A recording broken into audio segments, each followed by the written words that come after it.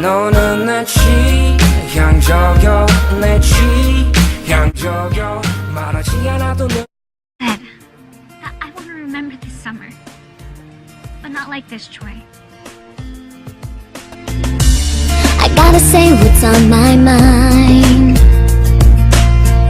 Something about us doesn't seem right these days. Life keeps getting in the way. Whenever we try, somehow the plan is always rearranged. It's so hard to say.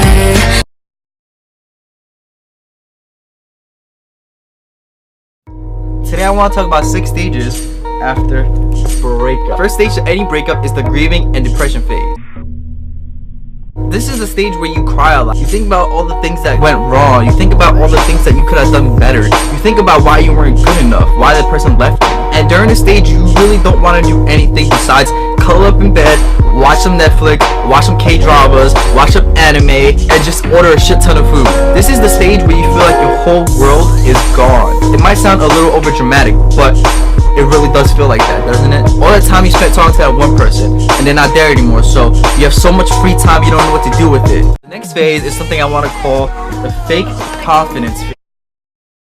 This is the phase where you're just like, I don't care if they left me, that's their loss. I'm gonna do me better than they're doing them. And you hype yourself up and you're like, yeah, like I have so much free time now, like this is a good thing, like I could be more productive. And then one day later you hear a doorbell and you go see who it is, so you open the door and there it is, reality. Smack you in the face, and then you just slowly seep back into the grieving stage. So right now you start going crazy, you start going mad, getting angry, you start thinking that you want revenge. And this is why this is called the reckless stage. And it's the most dangerous stage because you do things based on emotion. You do it to the person. This is a stage where you think that if you go out and get a rebound, you'll be better off. This is the stage where you think it's a good idea to go out and make a bunch of regrets. This is the stage where you go out and go party 24/7. This is a stage where you go out and drink your ass off. The crazy thing about this stage is that it doesn't get you anywhere. If you're like me, you'll soon realize that after this stage, you go back to the depression and grieving stage. You realize that getting a rebound is not gonna help. And during that time that you're awake, you're gonna be thinking about that person even more. Which brings me to my next phase.